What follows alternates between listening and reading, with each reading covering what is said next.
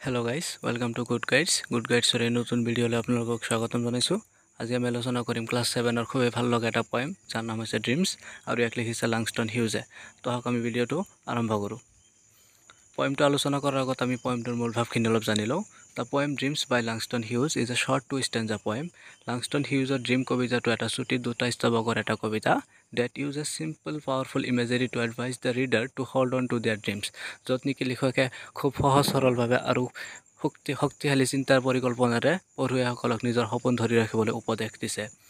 Without dream, Hughes argues, life becomes as useless as a broken wing bird that cannot fly. হিউজে যুক্তি দিছে যে যদি আমাৰ জীৱনত সপোন নাথাকে, আমাৰ জীৱনটো এটা পাক ভাঙা চৰাইৰ দৰে হৈ পৰিব যি নেকি উৰিব নোৱাৰে। Or as barren and lifeless as a field frozen with snow', বা বৰফেৰে গোট খোৱা উৰ্বৰতাহীন পথাৰ এখনৰ দৰে হৈ পৰিব। আহক এতিয়া কবিতাটো আলোচনা কৰোঁ।